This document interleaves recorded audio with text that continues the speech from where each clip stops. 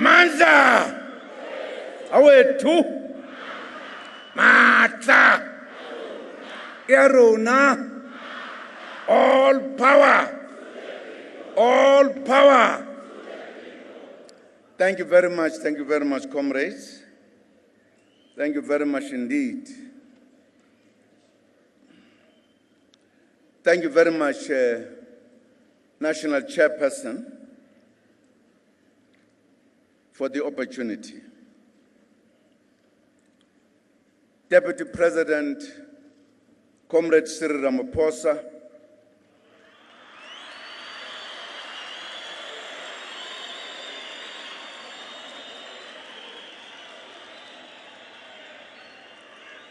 and all national officials of the ANC,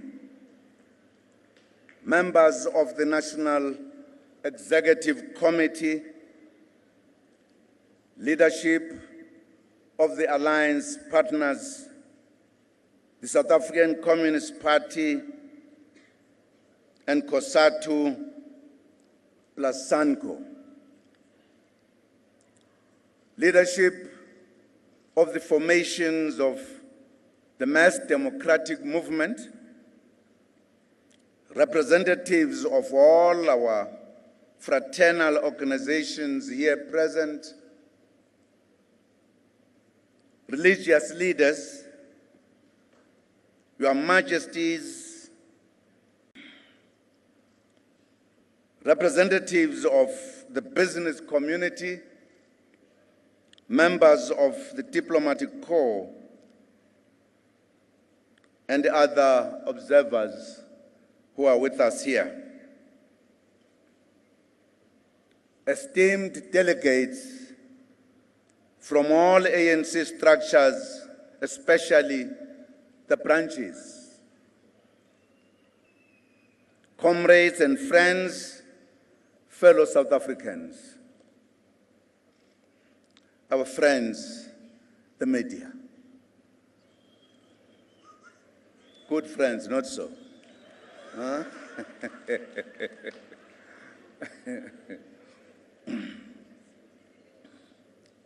We convey warm and revolutionary greetings and welcome you all to this 54th National Conference of the African National Congress.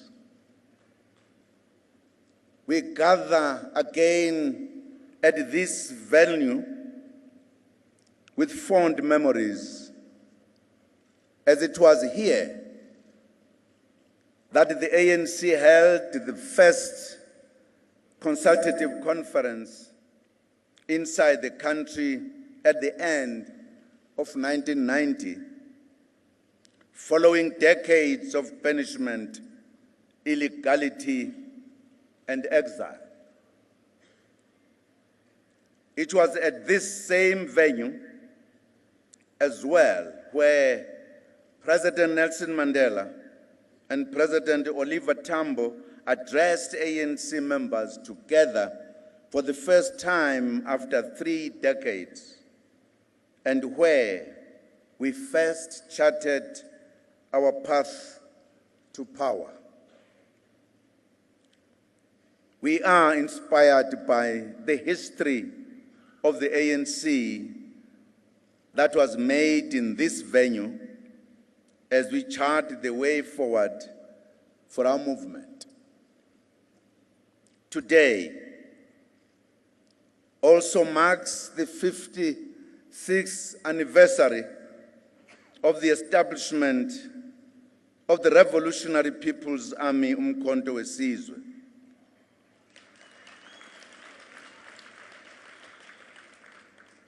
We have in our midst the members of Umgwenya, the elite combatants of the Luthuli detachment, whose bravery was proven in the Wanki Sipolilo campaign in Zimbabwe.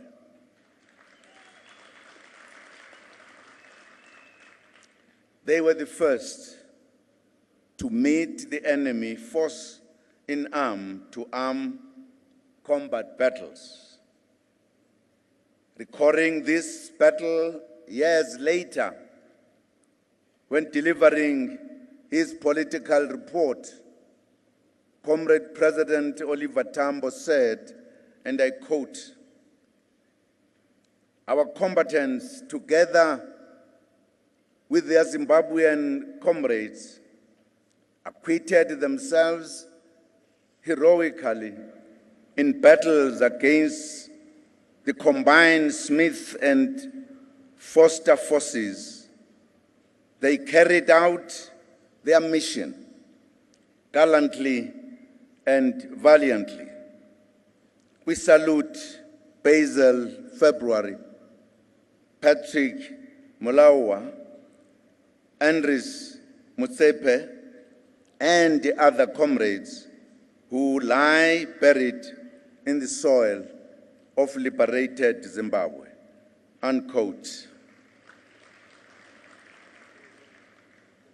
On our national calendar, today is the National Day of Reconciliation, on which we remind ourselves of our responsibility to promote unity and reconciliation in the spirit of the Freedom Charter and the Constitution of the Republic. Next year, we shall celebrate the centenary of two remarkable leaders of our people who would turn 100 years old in 2018 had they lived.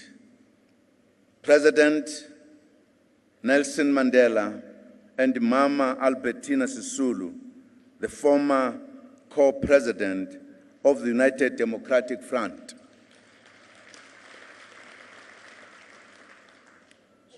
The unity and true reconciliation of the South African people must be continuously pursued in the memory of such selfless leaders and many of our people who sacrificed immensely to achieve the free South Africa we live in today. We wish all South Africans well on this important National Day. Comrades,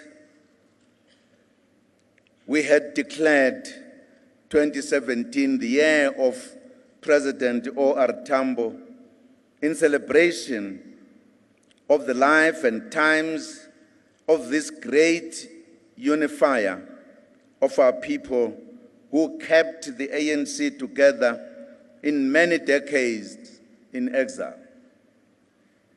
We express our sincere gratitude to all for the successful year-long celebration of the life and times of Comrade President O.R. Tambo throughout the country, the continent, and the globe.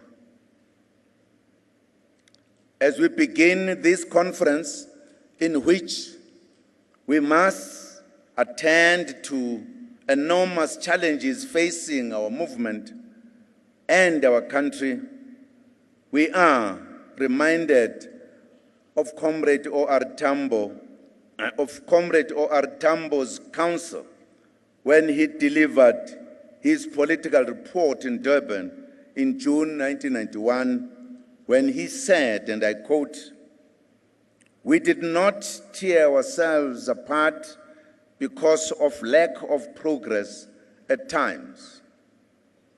We were always ready to accept our mistakes and to correct them. Above all, we succeeded to foster and defend the unity of the ANC and the unity of our people in general. Even in bleak moments, we were never in doubt regarding the winning of freedom. We have never been in doubt that the people's cause shall triumph, unquote. We should be inspired by the vision, character, wisdom, and clarity of Comrade O.R. Tambo as we celebrate in this conference. Comrades, the 54th National Conference is convened under the theme, Remembering Tambo Towards Unity, Renewal, and Radical Socio-Economic Transformation. We are building on the instructive theme of the 53rd Conference in Mangaung, which was Unity in Action Towards Radical Socio-Economic Transformation. Going to that conference, we had become alive to the fact that the country needed to get onto a higher development trajectory in order to move more speedily to the national democratic society envisaged by the Freedom Charter. We recognize that the project of nation building and social cohesion made possible by the democratic breakthrough of 1994 was coming under threat. It was clear that we had to implement more radical measures to realize the injunction of the Freedom Charter that the people shall share in the wealth of the country, or alternatively, we had to accept that it would forever remain a dream. In a word, radical socio-economic transformation underpins the policy framework of the ANC in this current phase of our struggle. The ANC NEC Lekgotla in January produced a definition of radical economic transformation. We said it meant the fundamental change in the structures, systems, institutions, and patterns of ownership, management, and control of the economy in favor of the South Africans, especially the poor, the majority of whom are African and female, as defined by the governing party, which makes policy for the democratic government. Comrade President Oliver Tambo had outlined this state of affairs decades before when he said, and I quote, "We fight also for a South Africa whose wealth will be shared by its people equally. We fight to abolish the system which obtains in our country today and which concentrates almost all productive wealth in the hands of a few, while the vast majority exists and toils to enlarge that wealth," unquote. We must be mindful of the fact that the primary beneficiaries of the current socio-economic status quo will by nature be opposed to any talk of radical economic transformation, because it challenges and threatens the status quo and seeks to transform it fundamentally.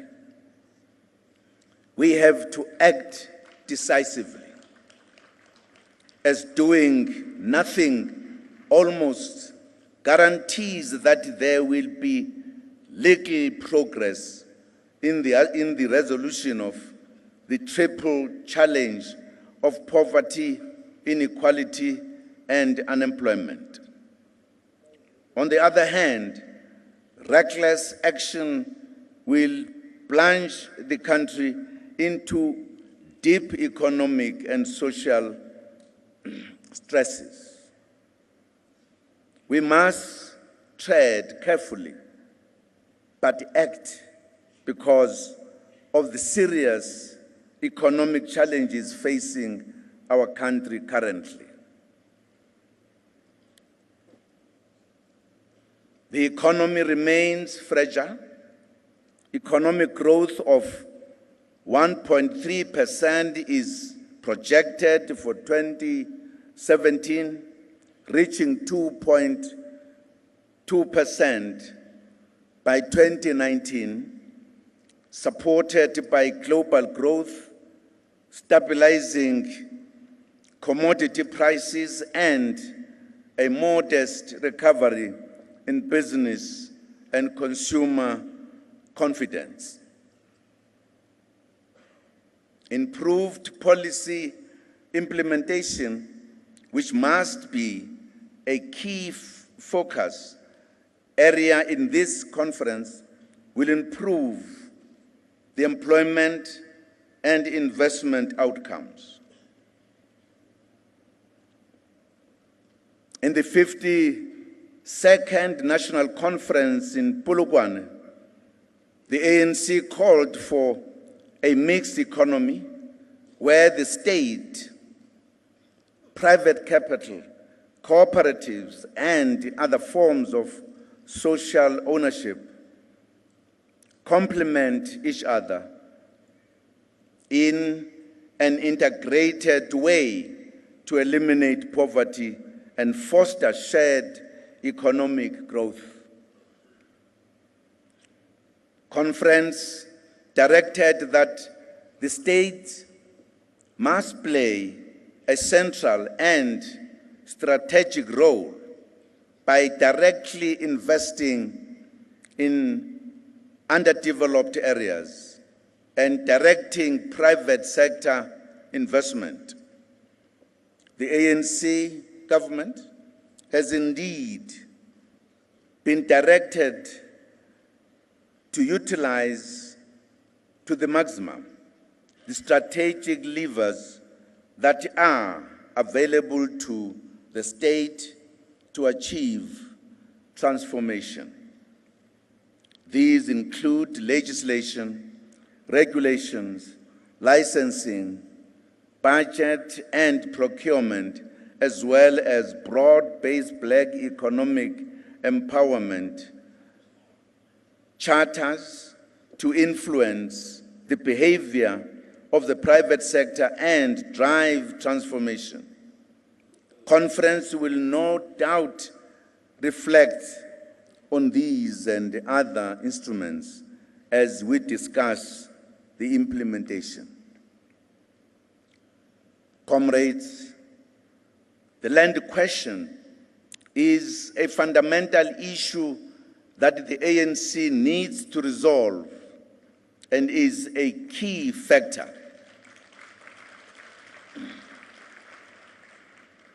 in the transformation program. This ultimate natural resource must be distributed in an equitable manner while enhancing its productivity and ensuring food security.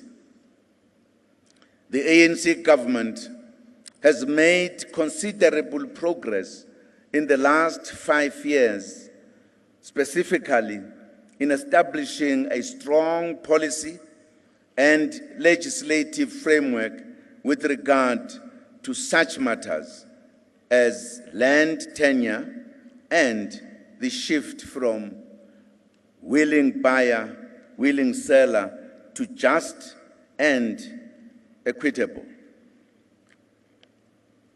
The Office of the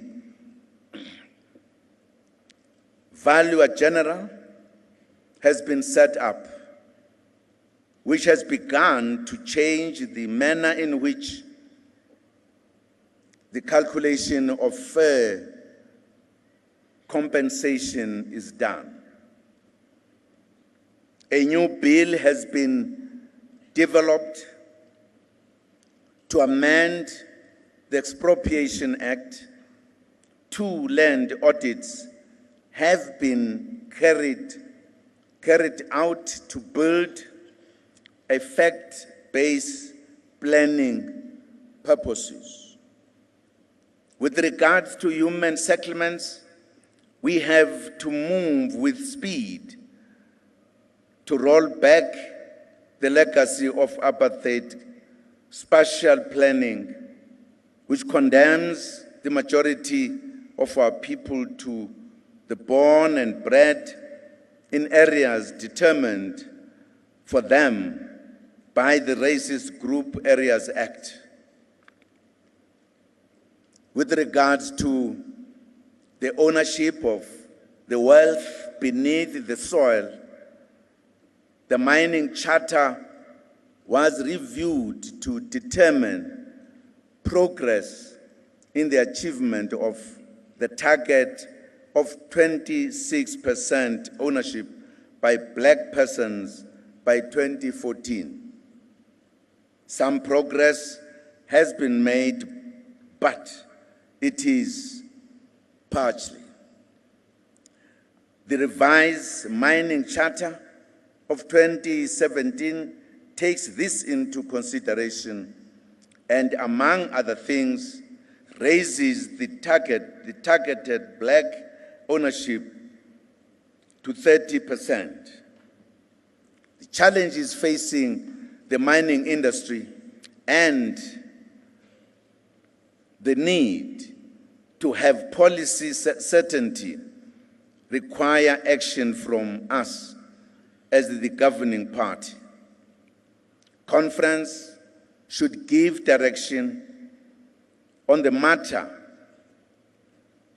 in a manner that does not destabilize the industry further because of its strategic role in the economy as a whole.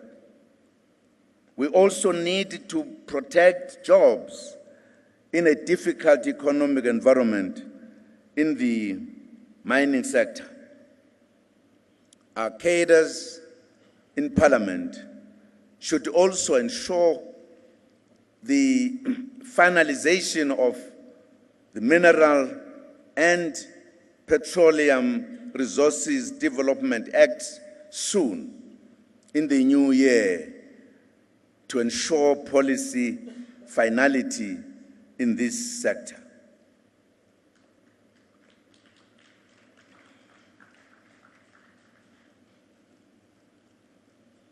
Cheers.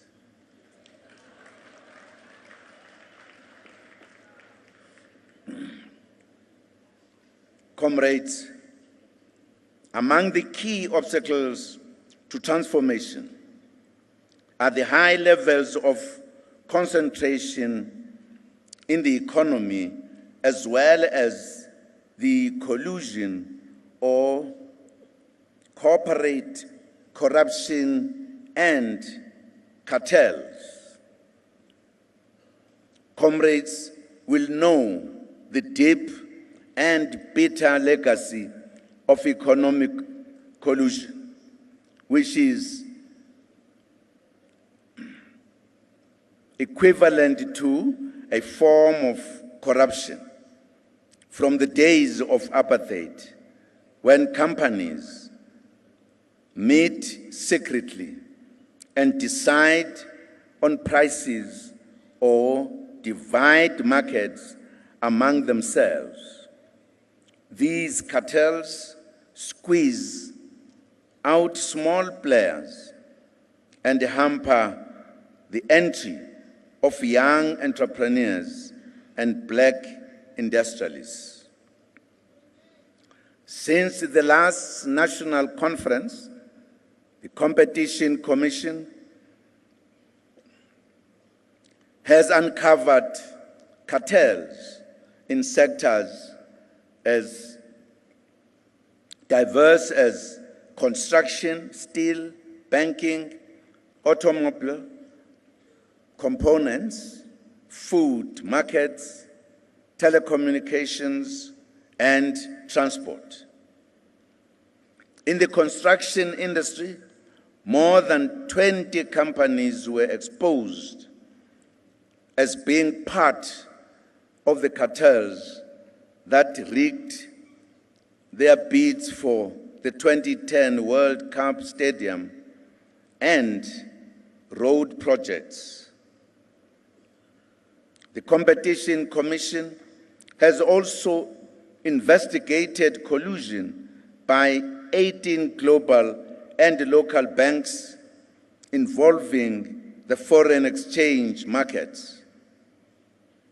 Earlier this year, the Commission concluded its investigation into the banks and proceeded to the prosecution stage.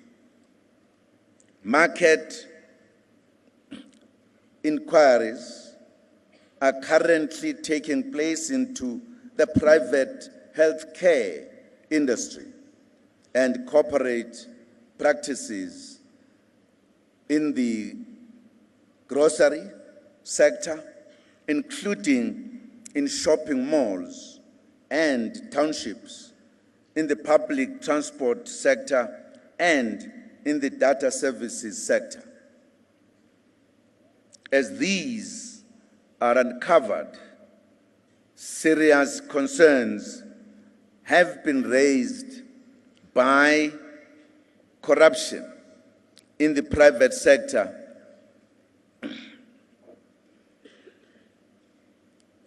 which is treated with kid gloves and is referred to in softer terms such as collusion, accounting irregularities, or lapses in corporate governance.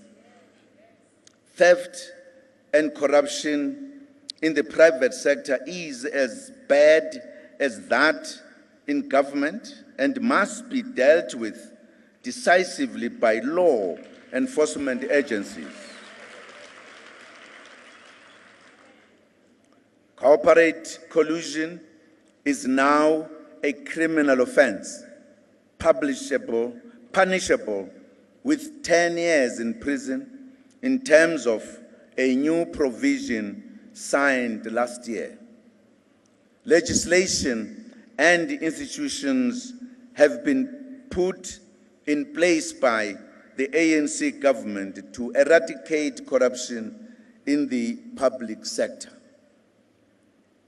Since 2009, the President of the Republic has signed 84 proclamations authorizing the Special Investigating Unit to investigate maladministration and corruption in government and state institutions.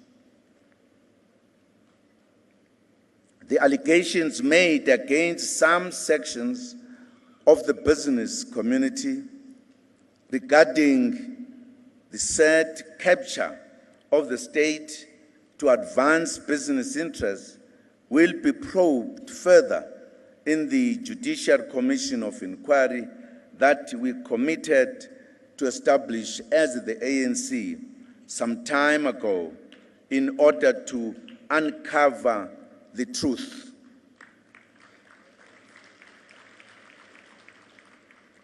Comrades, let me emphasize that we need to find ways of protecting the ANC from corporate greed and ensure that the decisions we take are informed by the policies of the ANC and are not dictated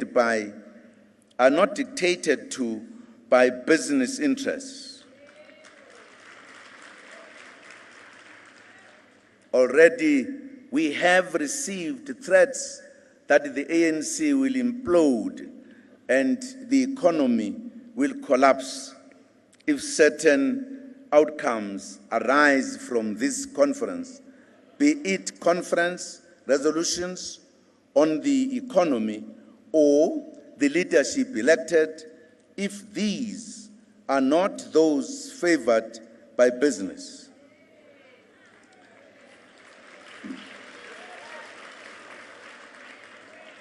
The ANC has 105 years of experience of managing contestation, which is an internal democratic process. We must build a resilient ANC that can withstand such undue pressure and enable the ANC to conduct its organizational work freely.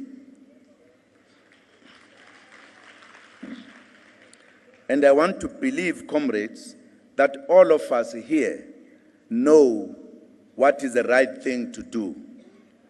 And I believe we all love our movement, and that's why we are given a choice to choose whom do we think should lead the ANC. But when we make those choices, it's not like we make one choice. We make different choices because we are a big organization. That leads to contestation, which has taken place since 1912. We know, therefore, what to do.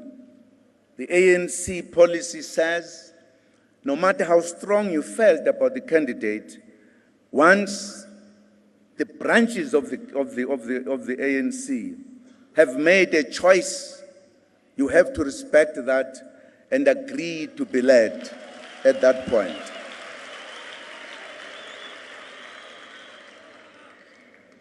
And therefore, there is no need that at this time we want to change the culture, the policy, and act differently. The fact that people are speculating that the ANC might implode, it indicates that people must be noticing something untowards. And I think these delegates here and the leadership, you will indeed emerge as the ANC that we all know, and indeed unite the ANC and put an effort to unite the country. We cannot exercise things that are foreign to ANC culture and policy and tendencies.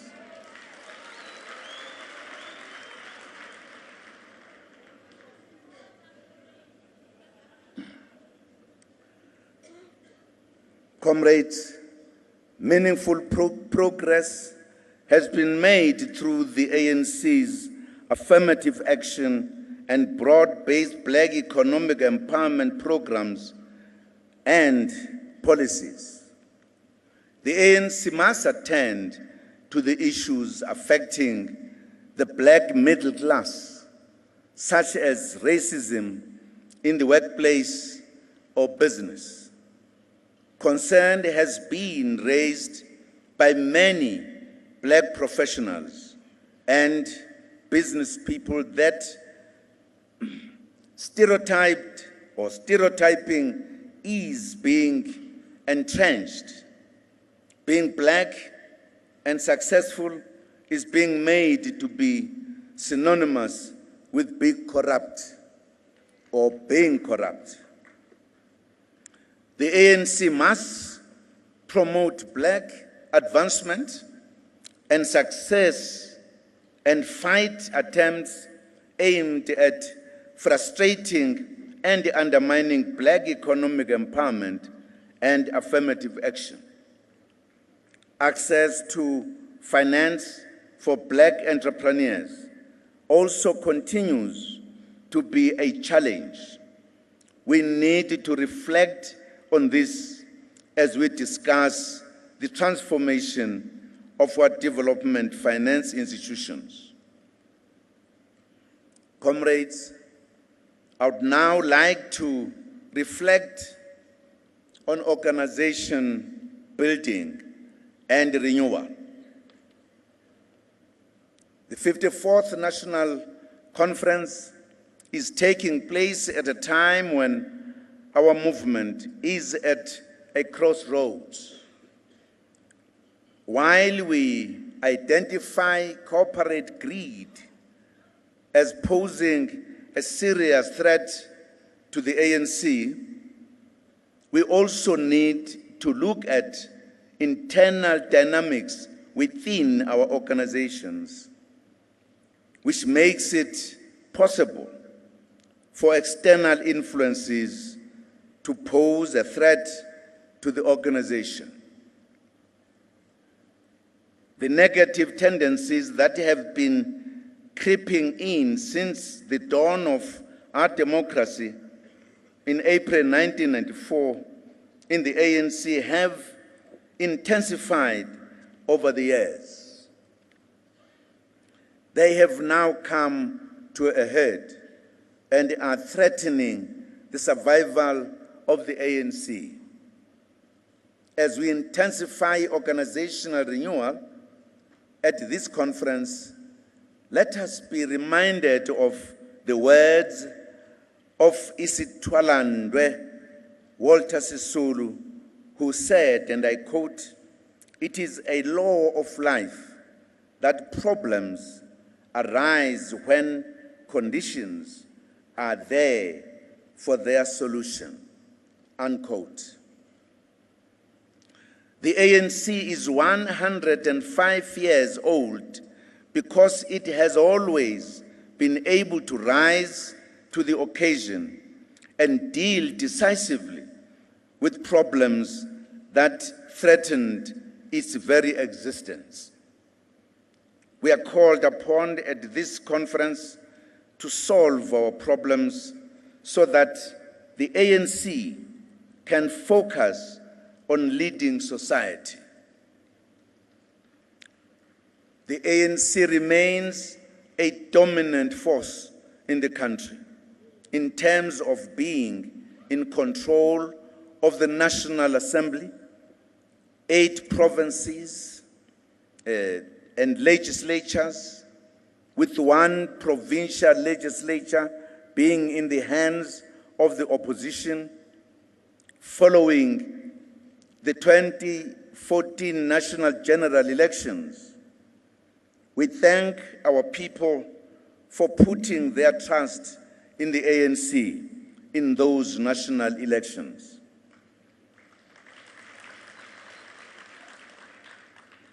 However, the outcome of the local government elections in 2016, which indicated a serious decline, were a stark reminder that our people are not happy with the state of the ANC. A substantial number of traditional ANC voters stayed away from the polls. We lost 3 key metropolitan municipalities, Tshwane, Johannesburg, and Nelson Mandela Bay, while we ran other through coalitions such as Ekurhuleni and Rustenburg. In addition to the internal issues, our research also indicated the issues that our people are concerned with. Issues such as corruption, crime, and unemployment. The National Executive Committee meeting in the immediate aftermath of the announcement of the results attributed our loss of support to perceptions in society that we are soft on corruption, self-serving, and arrogant. It is clear that our failure to confront problems head-on and solve them had begun to take their toll on the movement. Previous national conferences identified the negative tendencies that we need to attend to effectively, and these still exist in the movement, undermining its standing in society. The scourges of factionalism, gatekeeping, ill discipline, membership buying, and infighting continue to afflict our movement. The leadership had to spend a lot of time visiting provinces to attend to these problems instead of focusing on building the ANC and leading the country to prosperity. Despite the challenges of the day, the ANC still represents the hopes, dreams, and aspirations of millions of our people who are marginalized and who are concentrated in the periphery of our mainstream economy. A heavy responsibility rests upon the shoulders of delegates here and on the membership as a whole to renew our movement and restore its timeless values, unity, selflessness, sacrifice, collective leadership, humility, honesty, discipline, hard work, internal debates, and mutual respect. Our people must be in the ANC, must see in the ANC an organization that will take them to the life that was envisaged by the founding leaders in 1912. We can achieve that in the manner that we conduct ourselves and in which we deal with the problems facing the movement. The ANC will build through our renewal program, must project the picture of a country that is cohesive and of a ruling party that knows where it is going. This means petty squabbles that take the movement nowhere need to take a back seat.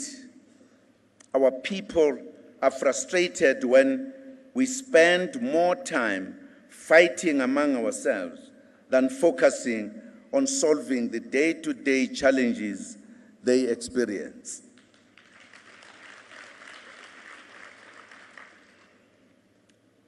We should focus on the need of our people. The ANC should once again be the first to know if there are problems in any community. And it is the ANC that must lead the process of finding solutions, working with the government. We should remember that our people love the ANC. They want to be part of the ANC and its programs. This means that we should eradicate gatekeeping. It is killing our movement.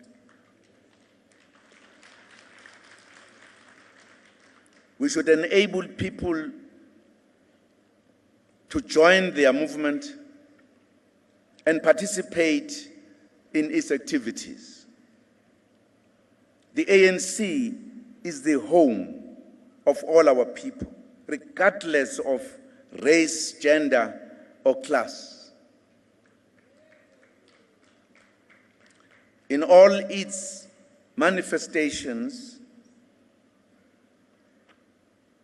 factionalism has become the biggest threat to the organization. It is because of factionalism that we have seen the emergence of splinter groups over the past 10 years, which negatively affected our movement, both quantitatively and qualitatively. Slate politics, another manifestation of factionalism, has also cost us many good and capable comrades in whom our movement has invested significantly. Ill discipline has also continued to afflict the ANC, which has taken new forms in the recent past, bordering on members publicly challenging the authority of the organization. There have also been worse incidents of ill discipline where members openly side with and work with opposition parties and other formations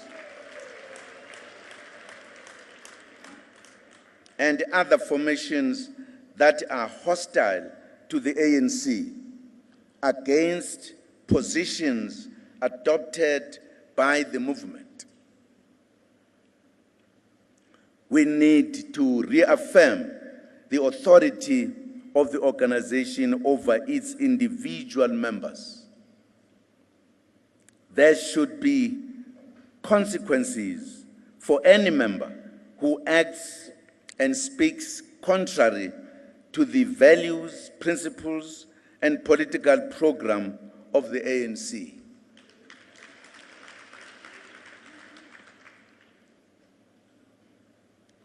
We should also be mindful of the fact that the media is an active participant with vested interests rather than an impartial and fair observer on ANC organizational matters.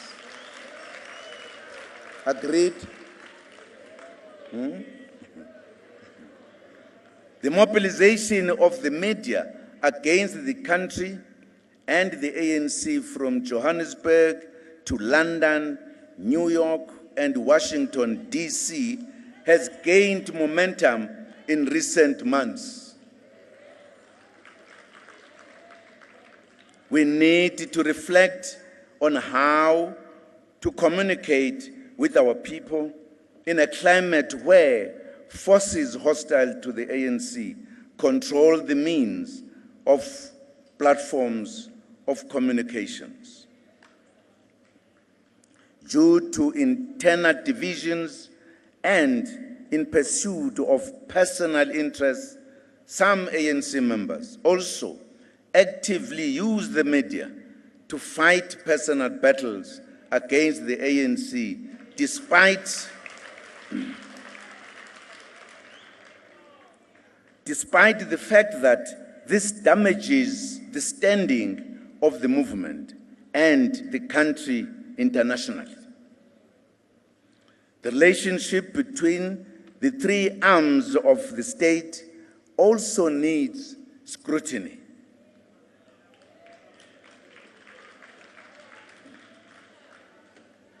Yes.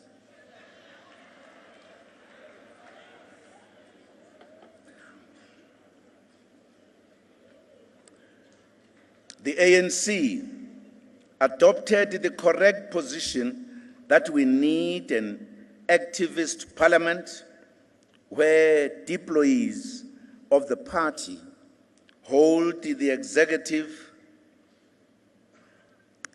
to account as part of promoting good governance and the appropriate use of public resources, a role that has tended to be abused by opposition parties.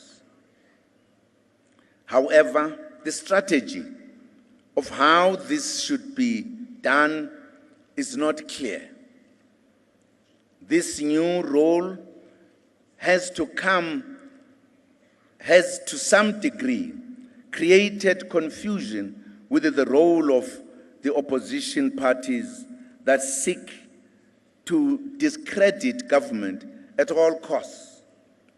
The danger also exists for factional and personal interests to play themselves out in Parliament to the extent of the ruling party even voting itself out of power if this is left unchecked.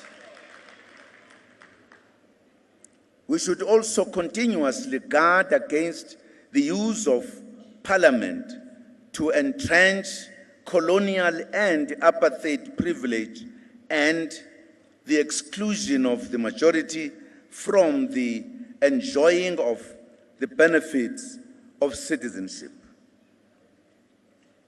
Conference must thus reflect on the kind of parliamentary culture the ANC espouses and the kind of strategies and tactics to be used so that we do not permit counter-revolutionary tendencies in Parliament.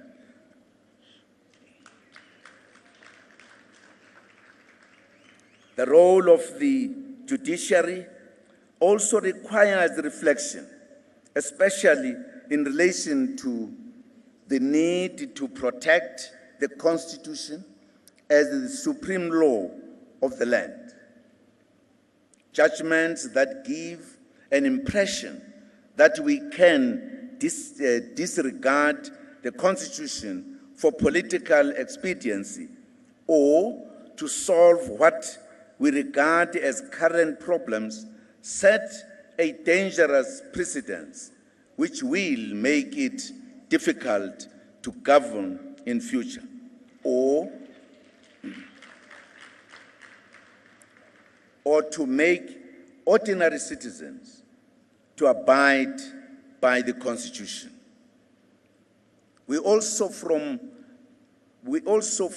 upon the subjection of our internal organizational matters to court processes.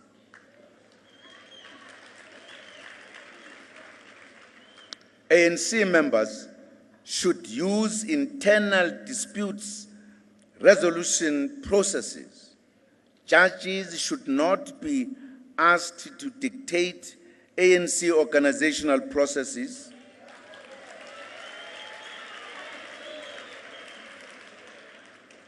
And the direction of the movement.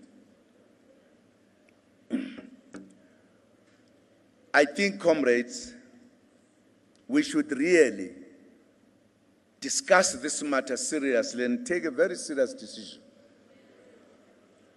It's not in keeping with the customs and policies and everything of the ANC that if you disagree on something, you no longer allow the structures of the organization to address that matter.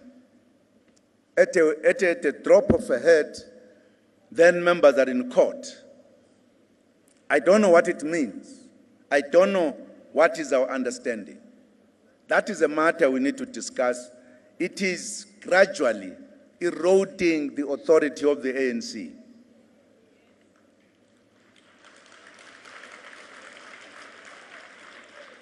We can't begin to believe that courts are a solution to ANC problems. It's wrong. can't be right unless it is a matter that the ANC has failed to resolve and you feel very strongly about. Then you'll be understood. But you can't treat the courts as part of the structures of the ANC to address internal matters of the ANC. Totally wrong.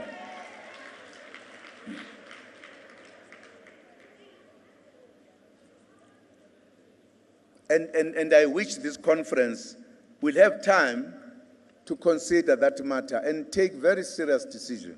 I know that in the past we have taken some decisions, and really those decisions, if we implemented them, would have curbed this sickness. But I think we've been weak in implementing those decisions, because we did say whoever takes the ANC to court must understand that he has declared himself out of the ANC.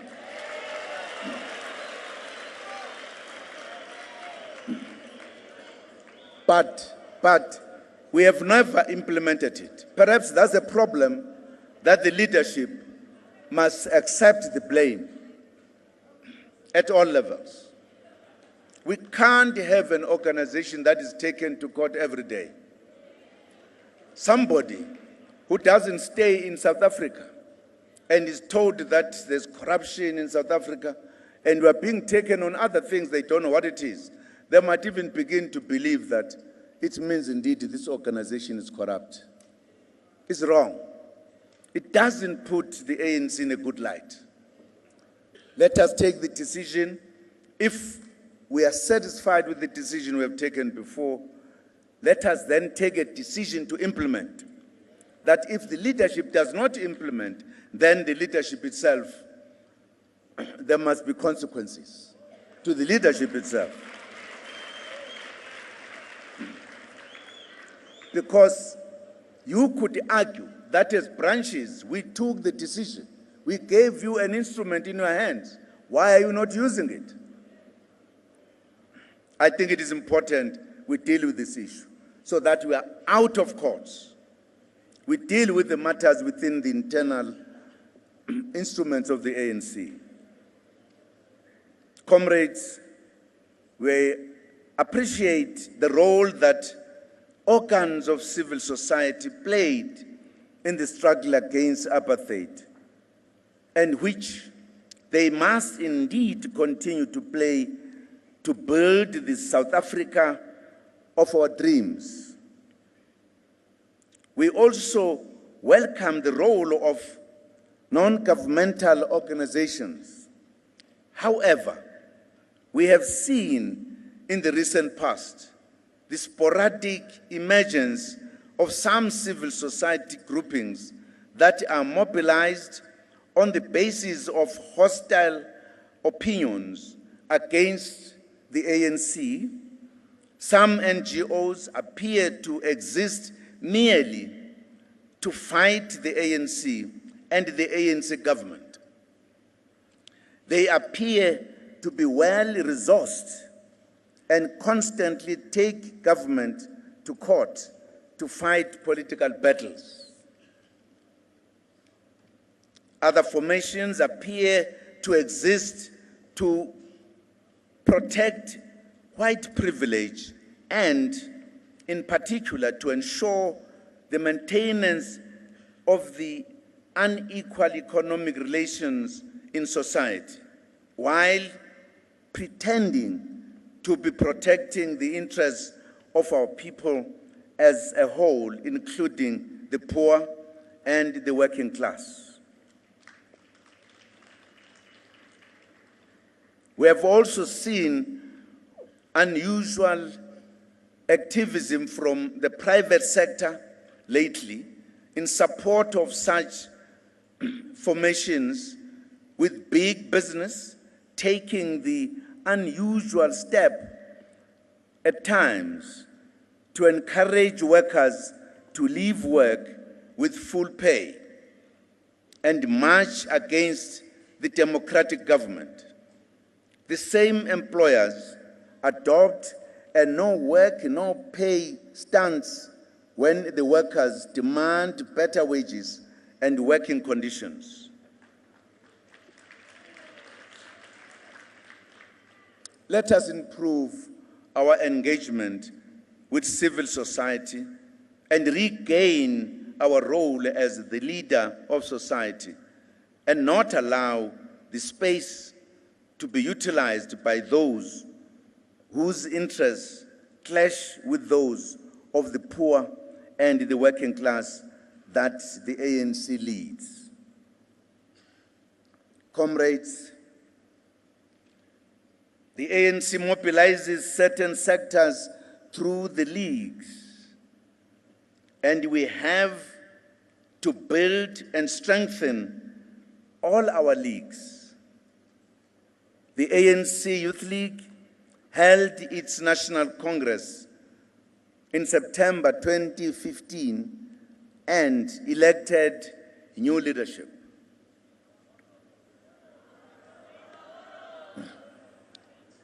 The ANC Youth League has championed radical economic transformation,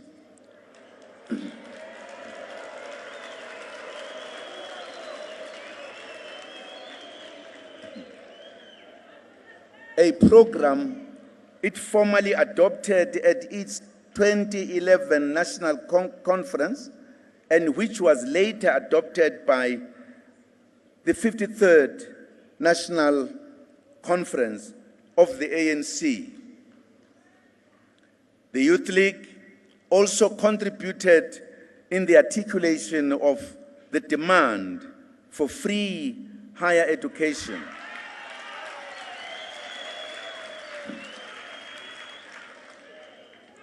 for students from poor households and the working class, and also play an active role in the Progressive Youth Alliance. They have also contributed to the development of the new policy for youth empowerment and youth by government and through the National Youth Development Agency. The League is currently championing the intergenerational mix and the appointment of women in the leadership of the party.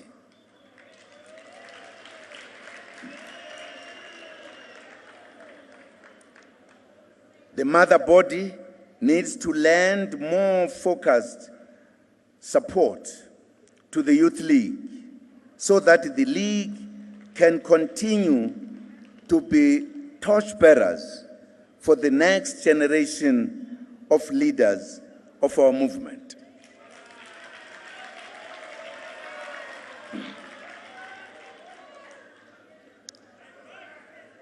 One of our achievements of the ANC Women's League has been the launch of the Young Women Desk.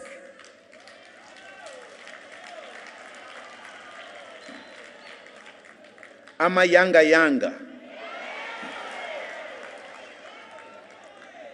which has worked to draw youth into the League. The Women's League has also been active and has led several campaigns to reconnect the ANC with its membership and the communities we serve, such as the Molo Melwan Makelwa campaign. The League also played a leading role in the celebration of the 50th anniversary of the 1956 Women's March to the Union Buildings. The Women's League has also been vocal on developments within the ANC, as well as the direction that the ANC must take as an organization including promoting women candidature for the leadership of the ANC.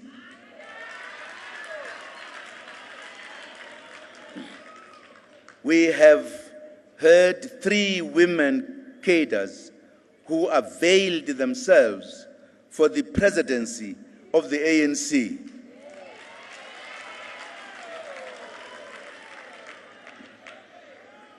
For the first time ever,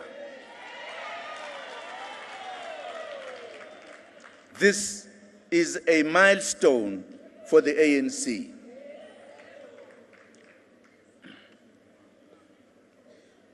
The Veterans League held a successful national conference in October this year following inter-organizational challenges, internal organizational challenges.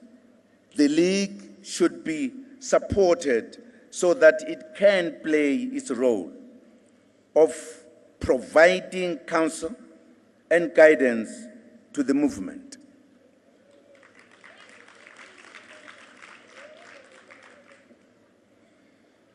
And I think it must be important for me to underline this league. This is a league that has been established not long time ago. And I think we should all understand simply what was the motivation for this. We have a lot of comrades who are getting old or who are maturing in age, who can no longer participate in a very fast structures that move around. And yet they've got a lot of experience and wisdom. And the issue was, you cannot just allow that experience of those who are no longer competing for positions just to sit whilst the organization needs to grow, and that therefore they should come in and they become a rear guard of the organization. That was the purpose, to help the organization if it makes mistakes or it goes astray. And that is important for us, particularly the veterans, to appreciate. It was never in the mind of the organization that this could be a vehicle to be used to further cause more problems within the organization. No. And I'm happy because I'm at the door of retiring. I'm an outgoing president in all respects. And therefore, my major area of operation is going to be, among others, with the veterans.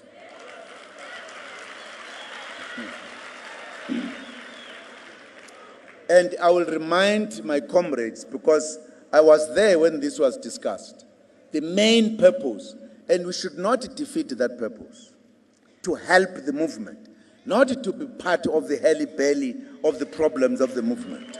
It's not. It's therefore a very crucial structure, very important, that when the bigger body of the ANC has problems, they can refer the issues to us up there to say, help us, we have a problem here. That's absolutely important. We cannot be part of the problem. That will be a misunderstanding of the reason why it had to be established. Very important to underline the point. I'm saying this because for a long time, whilst that structure existed, but it had weaknesses that it was not able to play that role. And I'm happy now because there is a hope that it is going to play the role. And I'm looking forward to it. Now I'm saying funa le blazer yamehlaza so that I can be part of it.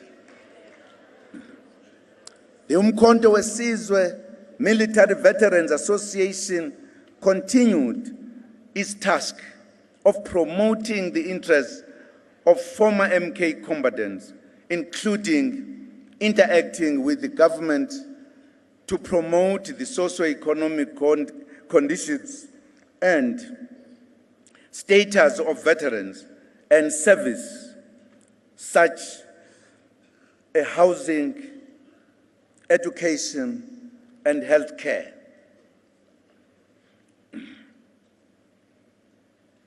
The integration of MK former combatants into society and the structures of the ANC remains a challenge which should be looked into as part of our policy and program.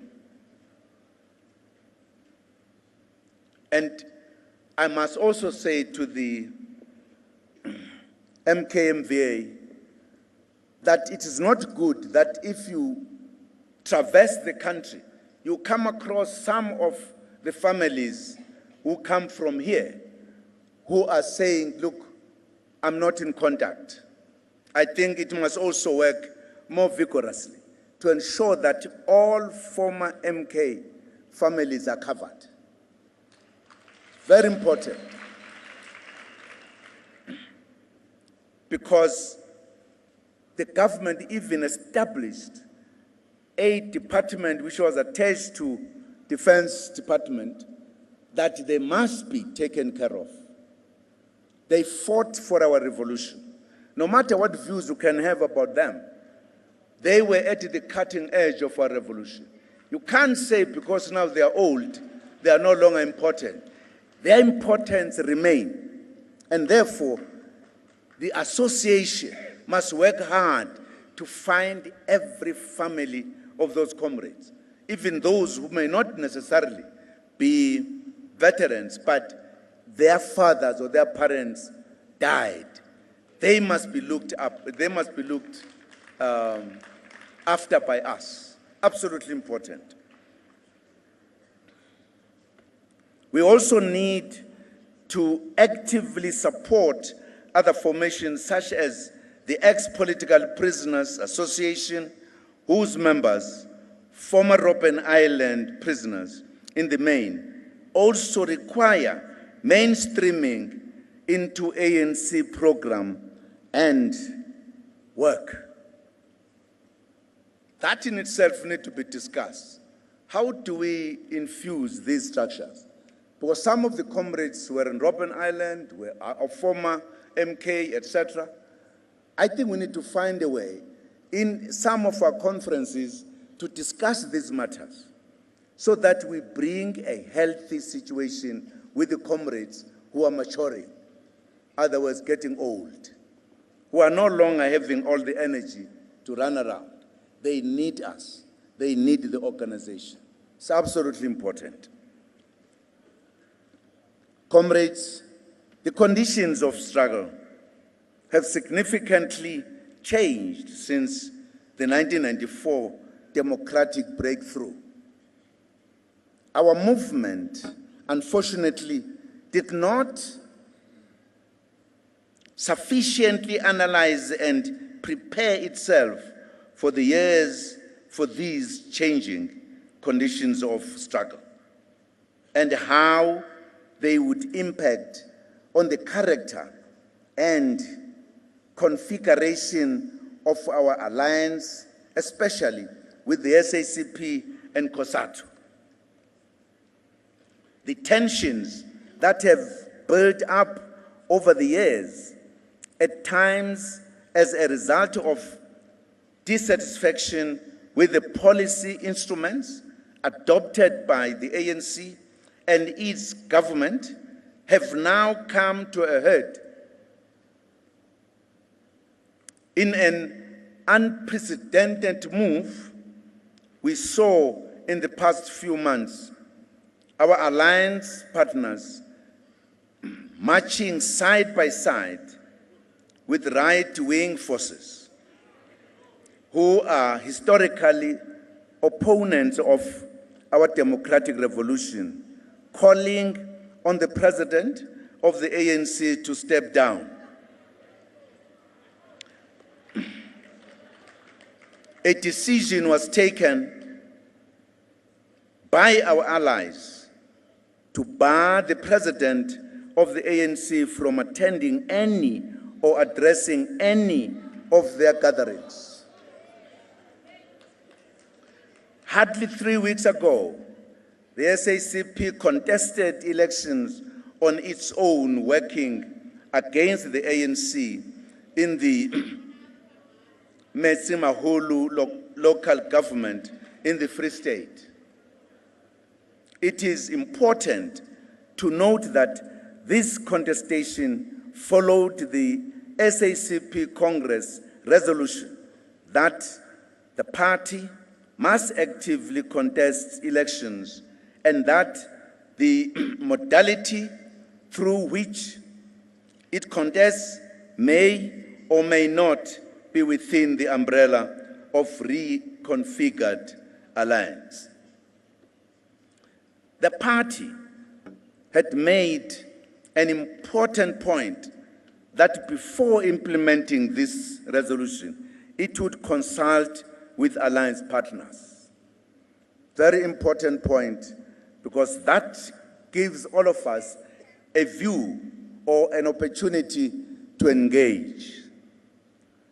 This conference must discuss these new developments and provide direction, having given due regard to the proposals of the SACP around the reconfiguration of the alliance in line with the new conditions of struggle. As we deliberate, we should remember the historic mission of the alliance. We once again borrow from President Oliver Tambo, who said on the occasion to mark the 60th anniversary of the South African Communist Party 30 years ago, that, and I quote him,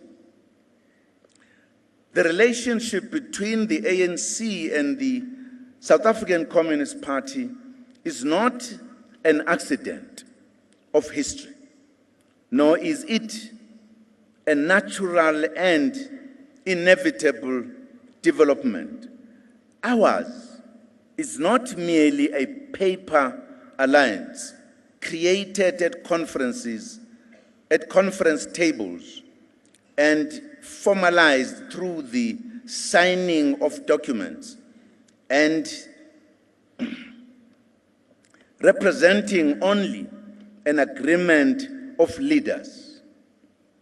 Our alliance is a living organism that has grown out of struggle. We have built it out of our separate and common experiences," unquote. It's important to bear this in mind, particularly, comrades, because the party is a political entity, just like the ANC in the alliance.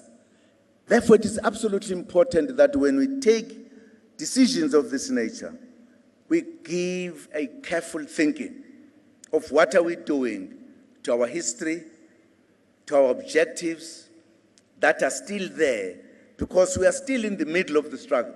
We are not yet over. Don't we need one another?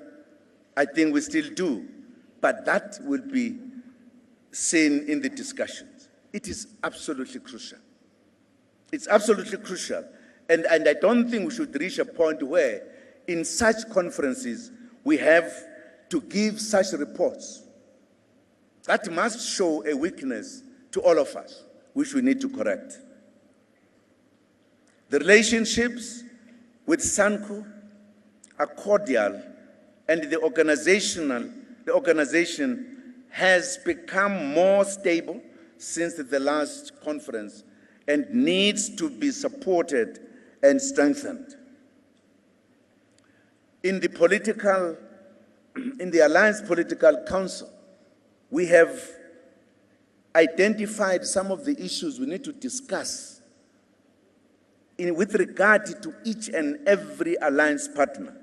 SANCO has a task we believe we need to work with to strengthen its work, in particular, the work among the communities. But that is going to come in the next, when we come back from the council. Comrades, with regards to governance,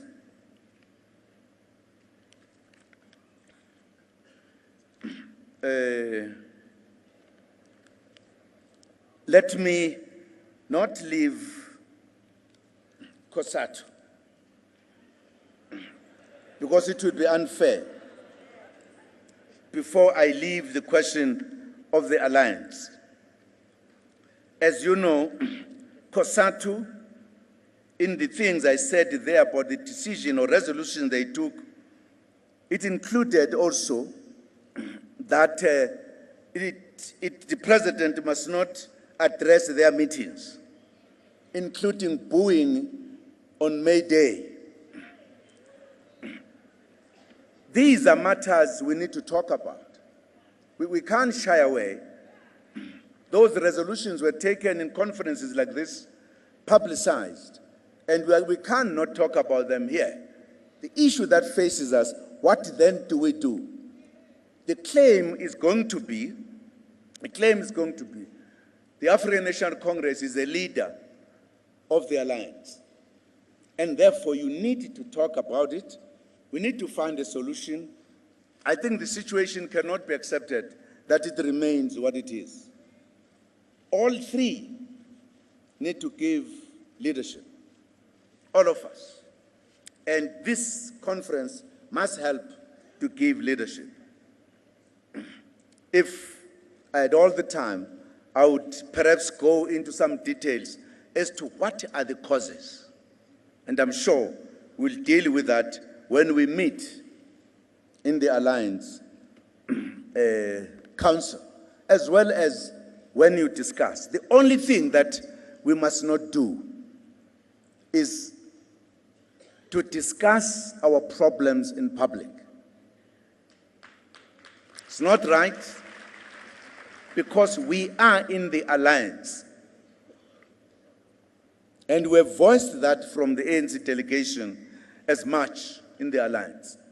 If there are issues, let us discuss them properly with respect so that we could solve them.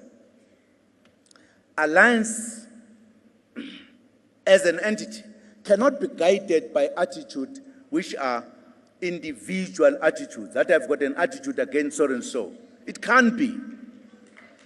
It can't. It's wrong. It has to be guided by the principle of the organization. We can't promote our disagreement to personalities. Absolutely out of order. And then I thought I should touch upon this to all elements of the alliance. We have met with the alliance and we have agreed to meet and discuss these matters. And therefore, I am hoping that the outgoing president will no longer be there. The incoming president will be leading that delegation.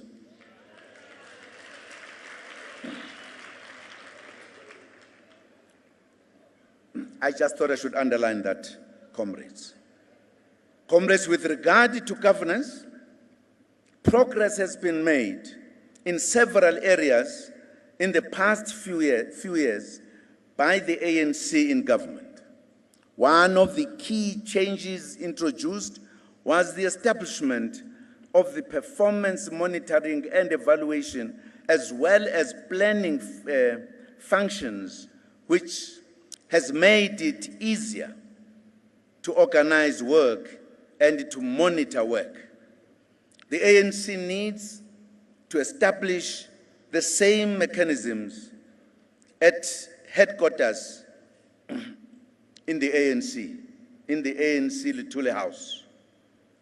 Fill the gap that exists currently of monitoring the work we do. The National Development Plan, adopted by the Mangaung Conference, continues to be the framework guiding government programs and is being implemented by all departments. The extension of basic services continued well as government implemented the ANC policies. Many more South Africans now have access to housing, water, and electricity. Close to 1 million households have been connected to the electricity grid since 2014. Reliable water services have been provided to more than 300,000 households in 2017, while overall access to water has increased from 80% in 2002 to 85% in 2016. More than 1 million households have been given access to decent sanitation since 2014. Of concern are the reports that poverty levels in the country appear to be on the rise. The democratic government continues to provide a comprehensive safety net. A total of 17 million people have benefited from social grants, the majority of whom, about 10 million, are orphans and vulnerable children. An agreement was reached between the South African Post Office and South African Social Security Agency on the payment of social grants. On education, the creation of 2 standalone departments of education focusing on basic and higher education, respectively, has assured undivided attention to each sector. The ANC government has extended access to free education for children from poor households. More than 9 million children attend no-fee schools and receive free meals at schools, which represents at least 80% of our schools. Yes.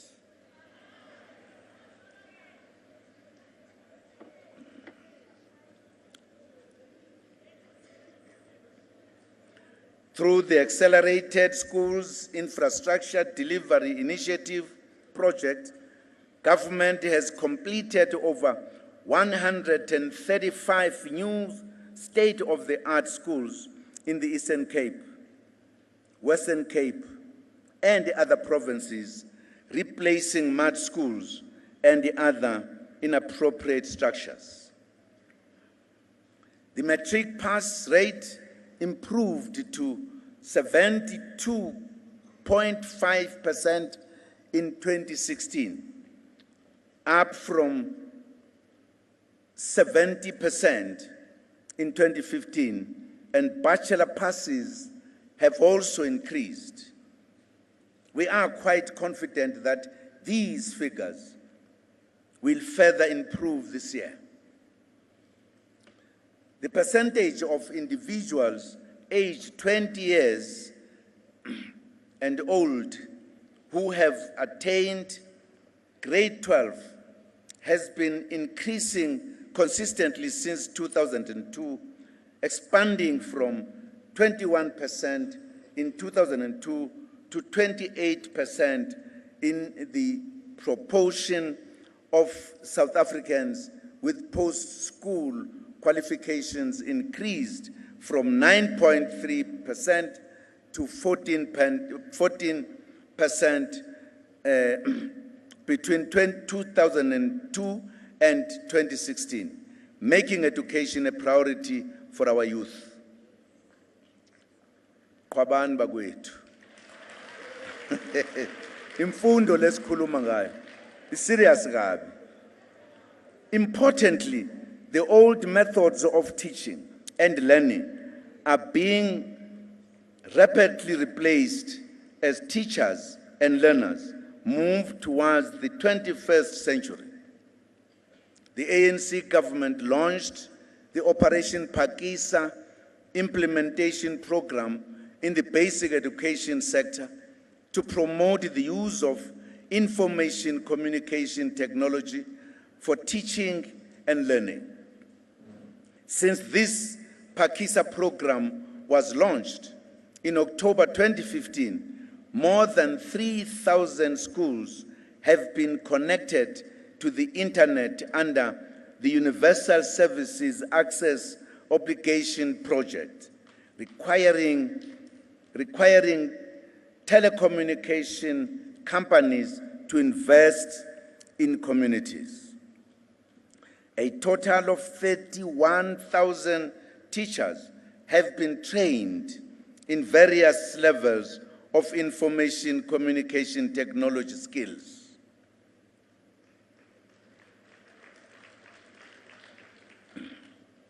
The ANC government has also made progress in making higher education affordable and accessible to all. The National Student Financial Aid Scheme increased from 2.4 billion rand in 2008 to 15 billion rand in 2017. This year, more than 460,000 students were funded by NSFAS for both university and technical and vocational education colleges, TVETs. Despite significant and commendable contribution made over the years by NSFAS, thousands of young people from poor and working class households remain unfunded and underfunded. The provision of free higher education and training for poor and working class students until the attainment of an undergraduate degree is a standing and binding solution of both the 52 and 53rd conferences of the African National Congress. These conferences took a decision consistently on this matter because of the importance of education. This morning, we announced a plan for fee-free higher education for students from poor and working class backgrounds.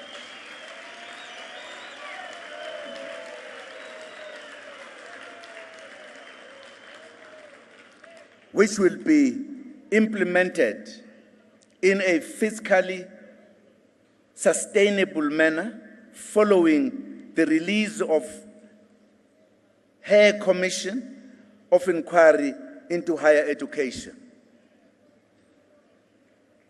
So, we have released a report this morning.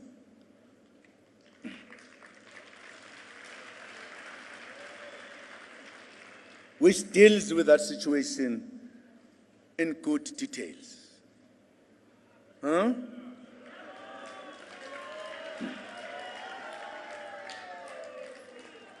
Education is one of the most important tasks of the country. As you know, in our 5 priorities, we made it priority number 1, because it is only when we solve the education problem in South Africa shall we change South Africa for real, when everybody is empowered. So we have to invest in education. And we have responded, therefore, to the Hare Commission this morning, partly because this organization in its conferences had taken a serious decision which needed implementation. Kubonga mina.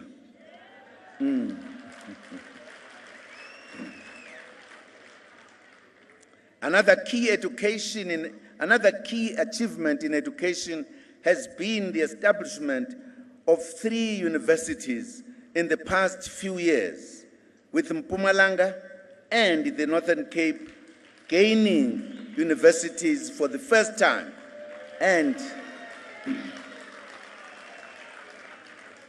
the country gaining a health sciences university in Tshwane. Siyaqhuba bakwethu. Siyaqhuba man. Hey, siyaqhuba. Kunzima siyaqhuba. Ake nibhale. Bhala into ezwakala. Progress has been made in the health sector over the years.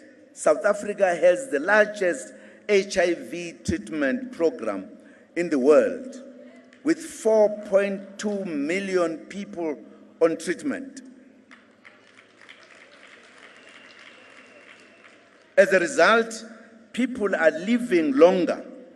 Life expectancy was 54 years in 2008, and it is now 64 years. What an achievement. Nizokhula ingane zami. Nize nibe 64. Ningakhathazeki. The prevention of mother-to-child transmission program continues to ensure that we are able to reduce HIV transmission to newborn children. In 2004, more than 70,000 babies were born HIV positive. In 2017, this reduced to 4,200.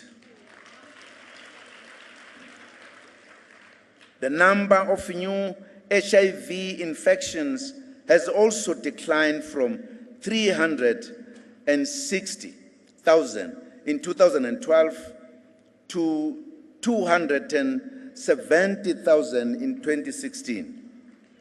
Whilst these achievements are significant, much more remains to be done, especially in the area of preventing new infections. We continue to improve the performance of clinics through Operation Phakisa Ideal Clinic realization and maintenance program. By the end of June 2017, 11,000 clinics in the public sector had achieved ideal status, with amongst other features, good infrastructure, adequate staff, adequate medicine and supplies, good administrative processes, and sufficient bulk supplies. The country suffered a serious setback in healthcare, and a monumental and painful tragedy occurred with the deaths of over 100 mentally ill patients in Gauteng between March and December 2016. We look to the alternative dispute resolution arbitration process that is being presided over by retired Deputy Chief Justice Dikgang Moseneke to assist in reaching a final resolution to this tragic episode in our country. The ANC extends deepest condolences again to the families. While the ANC government has delivered water, electricity, housing, clinics, roads, and other services, we know many other communities are still waiting. We should reflect here on how to speed up the pace and quality of the services provided to our people. The deployment of competent and qualified personnel to lead government departments and state institutions, the promotion of good governance, and the improvement in the performance of departments, state-owned enterprises, and other statutory bodies remain critical priorities. We have to strengthen the capacity of the state and also support and turn around the non-performing and struggling state-owned enterprises for us to see more meaningful change in governance. Comrades, in the peace and stability sector, the ANC government continued to safeguard democracy and to protect South Africans against all forms of crime. Effective policing, effective courts, enhancing intelligence gathering mechanisms, and strengthening anti-corruption measures have continued in the past 5 years. Policing services have grown massively to meet the needs of all communities, especially those that were neglected under apartheid. The ANC government continues to attend to the aftermath of the tragedy that befell our nation between 11 and 16 August 2012 at Lonmin Mine in Marikana, Northwest, which led to the deaths of about 44 people and injury of more than 70 people.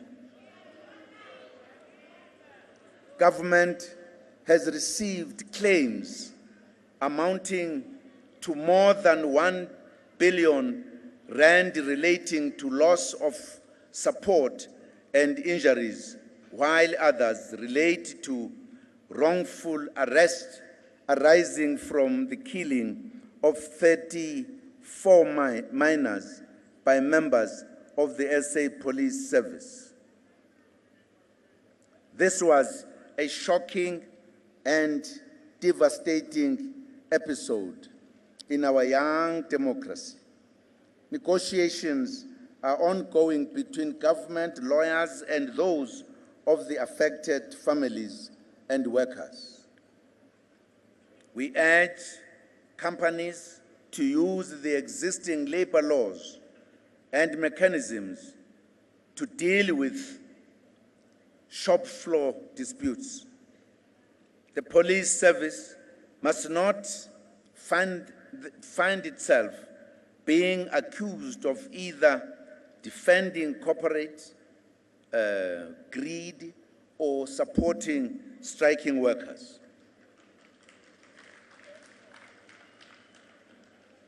The training of the police service to manage protests continues in line with the post-Marikana Falam recommendations.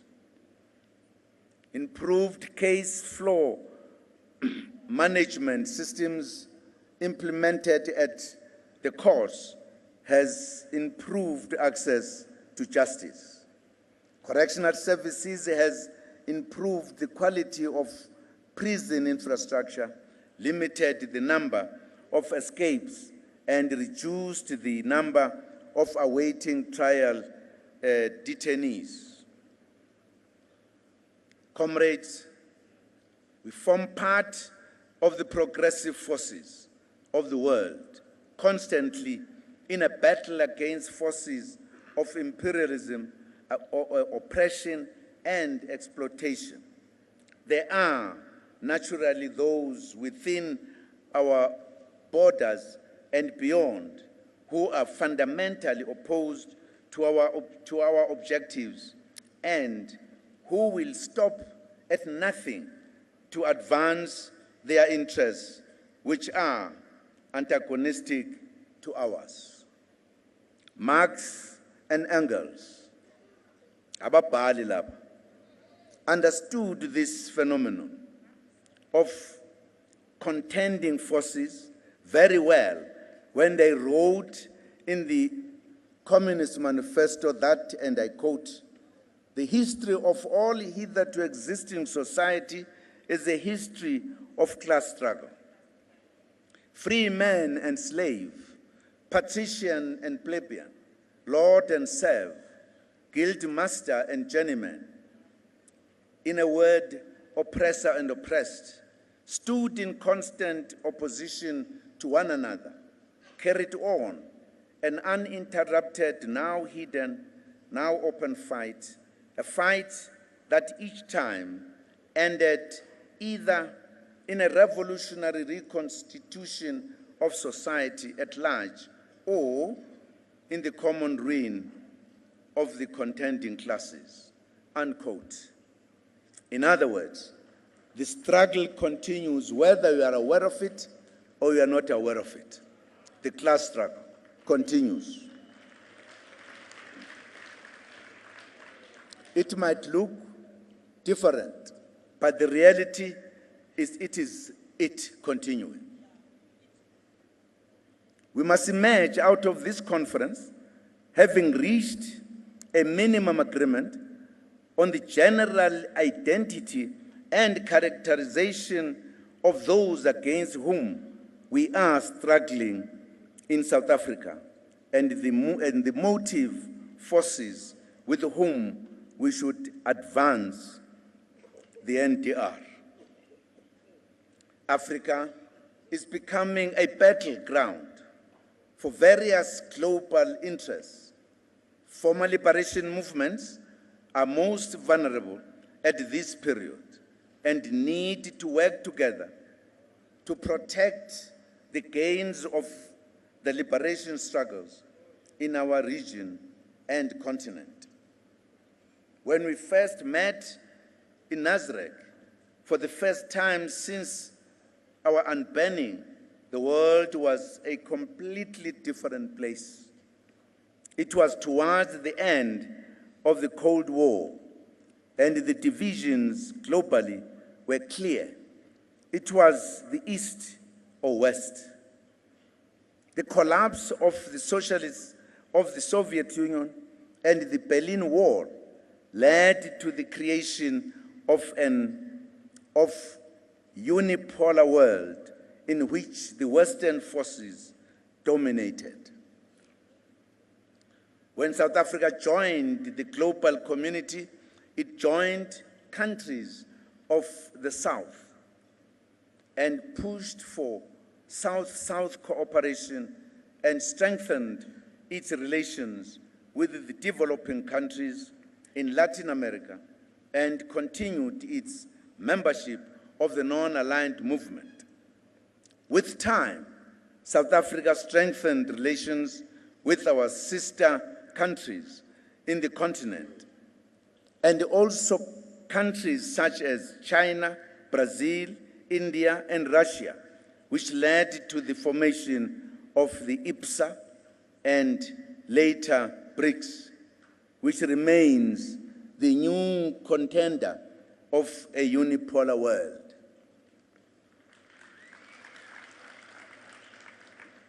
One of the key achievements of BRICS has been the establishment of the BRICS New Development Bank, which was suggested by South Africa on the sidelines of the G20 summit in France. South Africa will host the next BRICS summit next year and will take over the chairpersonship.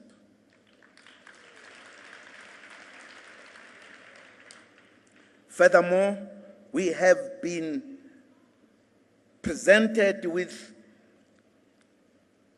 an opportunity to pursue former President Mandela's vision of strengthening relations and partnership among countries in the Indian Ocean Rim, as South Africa assumed the chair of IORA for the period 2017 to 2019.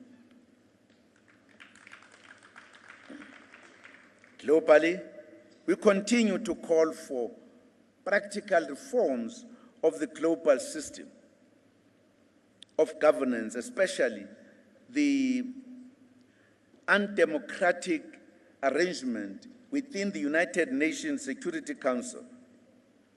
We must be serious about meeting the Sustainable Development Goals in a transformed and responsive world. In our continent, we should reflect on our contribution in the region as current chair of the Southern African Development Community, SADC for short, and also in the programs of the African Union. Comrades, we need to continue supporting the various struggles of our comrades around the world. We will continue to support the Cuban people in their quest for economic freedom and against the devastating economic embargo. Similarly, we continue to stand by the Palestinian people as they forge ahead under difficult circumstances in pursuit of their statehood and self-determination. We reaffirm our support for the right of the people of Western Sahara to peace, self-determination, and prosperity. The readmission of the Kingdom of Morocco to the AU enables direct engagement on the Sahrawi question. Comrades, all of us must contribute to the making this conference a resounding success. As members of the ANC, we must give people reason to have faith and confidence in the movement by the manner in which we seriously deal with the challenges facing our movement. We should emerge from the conference united, as unity is the rock upon which the ANC was founded. And unity is what will make the ANC and South Africa succeed.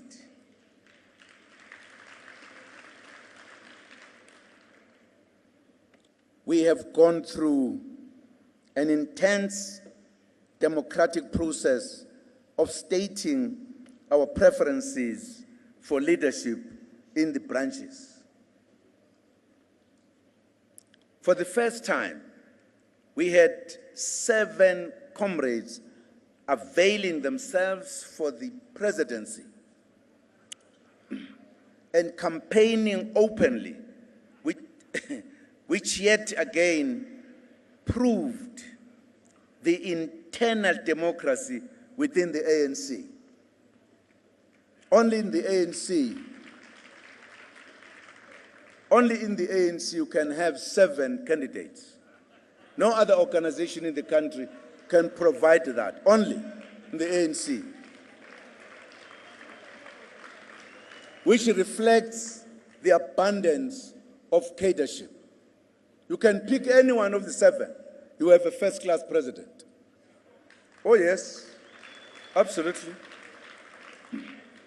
But also, it shows internal democracy, that our branches are not restricted, are not channeled. They choose who they think could lead the organization. They are free to do so. You don't have a situation of like traditional leader. No. Here they are democratic leaders. Our branch are free to do so. We who are chosen must not then disappoint the branches and act in a wrong way. You know our traditions and culture. We can have as many as 7 candidates, but only one will be elected a president. Once that happens, all of us sitting here, all of us, support the one that the majority has supported. Finish and clear. That's what is expected of us. And they, the leaders, are expected to work together to build this organization, to lead all of us. I'm going to go back where I was before, to be a follower, to be led by whoever is going to be elected. Now I'm going to land my instructions. If you can lead, you must be prepared to be led as well.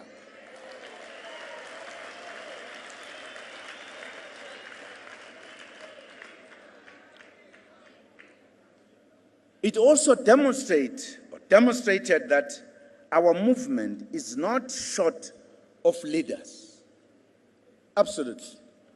You know, ngiyawadabukelela amanye amaphathi ashoda ngama-leader.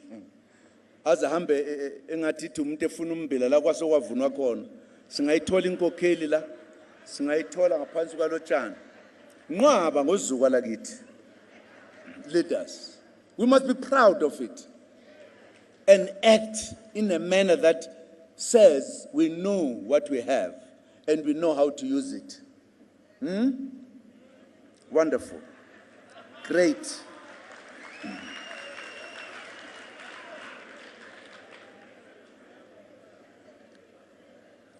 I had a constructive comradely meeting with the 7 comrades in what has been dubbed as the Last Supper.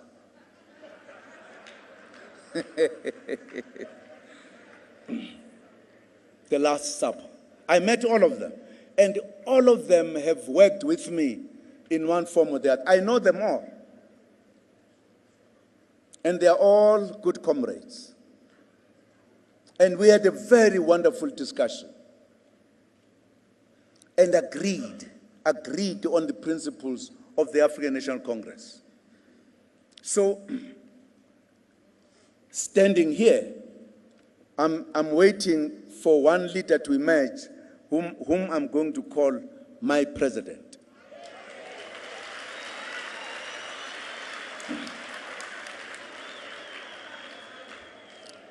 If he likes or she likes him, I said, former president. I don't know. Who calling that former? Mhlawumbe nami ngiwakwa former. With this comrade, we discussed and agreed that they shall promote unity and that they will work together to ensure a successful conference, and that they would abide by the outcome of the conference. What a wonderful statement that they made.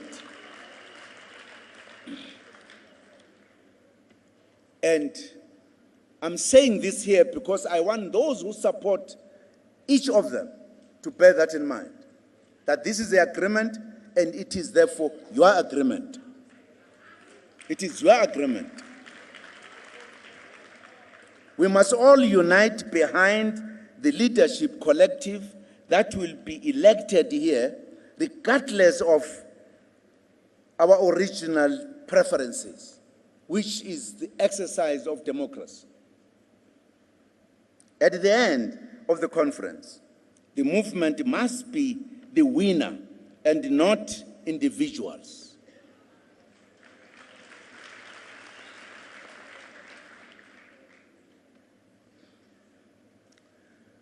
the ANC has an obligation to teach people democracy. And this is one of the important events to dish out this lesson free of charge in the country. It's how ANC does it. Comrades, let me thank the outgoing National Executive Committee and the National Working Committee, in which I have served. Together we engaged with and handled difficult and sensitive matters of the movement. The NEC has proven to me that in the ANC, we can fundamentally differ on certain issues, but still remain comrades.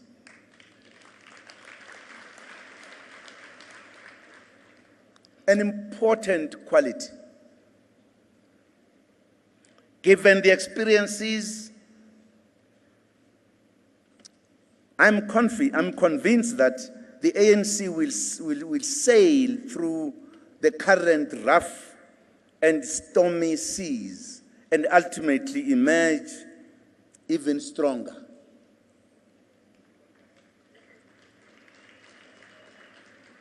Let me also thank the national officials. Having been a national official of the ANC for the past 26 years, I have not been or seen a team of national officials more active and hard-working than this outgoing top six.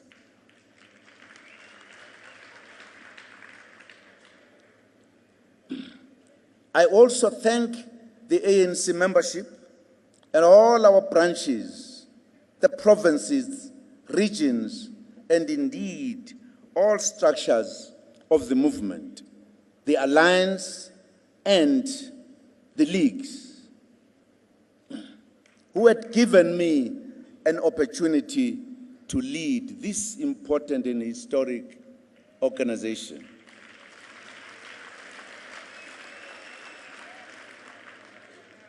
Many years ago, I never thought I would ever be given this opportunity. I always felt this opportunity needs people who will fit to it. I always taken myself as a cadre to be given the task to perform, to make my own contribution. The fact that you gave me this responsibility, I would like to thank you and humble myself and say, I try my best.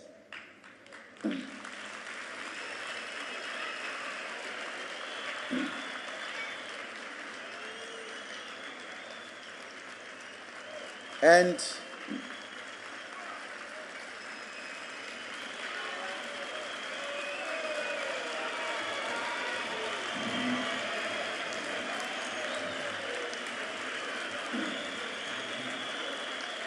thank you, thank you, thank you, thank you, thank you. Thank you, comrades, thank you very much. Thank you. It has been a real honor and privilege to lead this glorious movement. I thank you all sincerely from the bottom of my heart.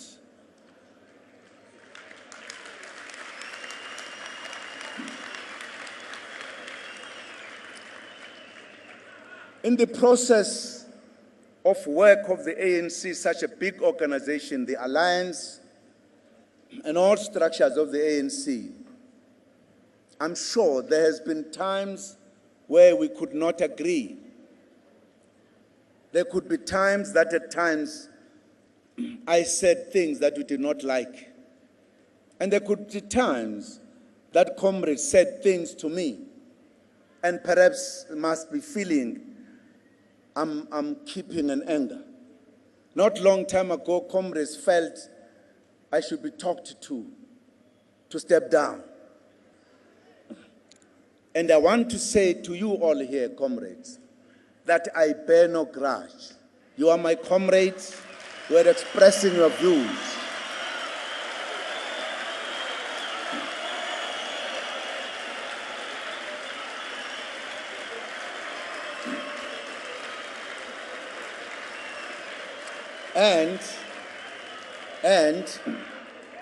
And you must know, many of you will be my leaders. Many of you will be in the same place.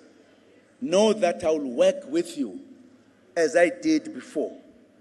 I will have no ill feelings because I know why. It is politics.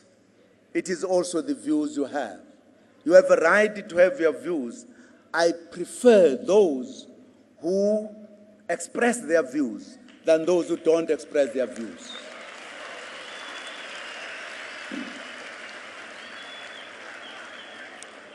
With that, comrades, I now declare the 45th National Conference of the African National Congress officially open.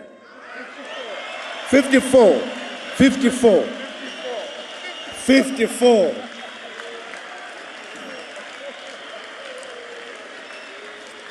Amandla awethu matla yarona all power ohinde lendlela esihambayo ohinde lendlela esihamba ohinde lendlela esihambayo ohinde lendlela esihamba washu Mandela kubalandeli bakhe wathi sohlangana nge-free washu Mandela kubalandeli bakhe wathi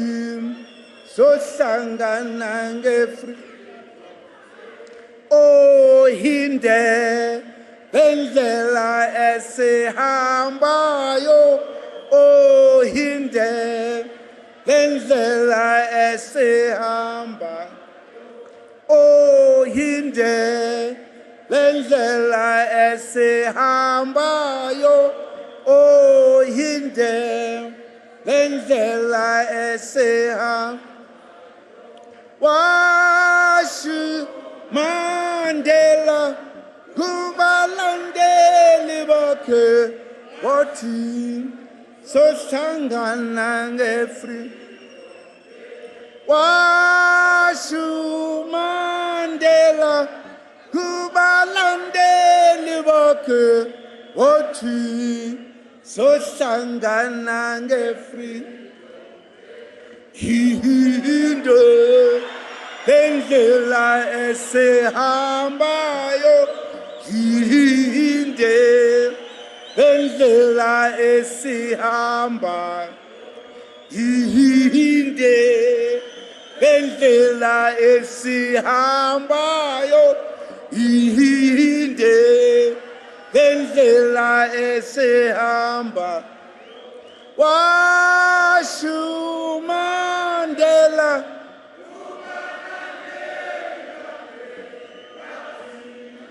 sohlangana nge-free washu Mandela kubalandeli bakhe wathi sohlangana nge-free ohinde lendlela esihambayo ohinde lendlela esihamba ohinde lendlela esihambayo ohinde lendlela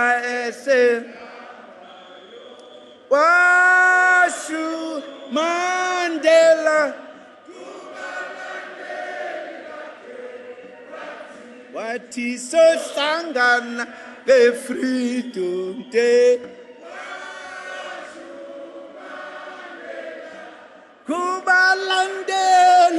wakhe wathi sohlangana nge-Freedom Day. Thank you very much. Re a leboga.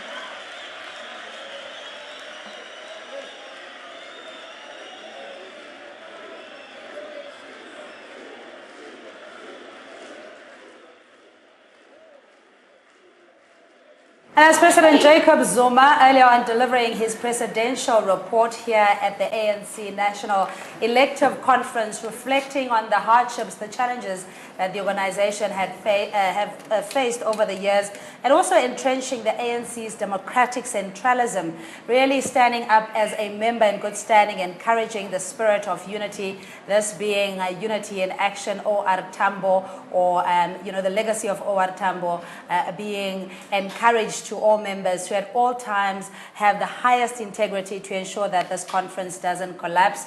Almost a nostalgic Zuma at some point. You could tell that.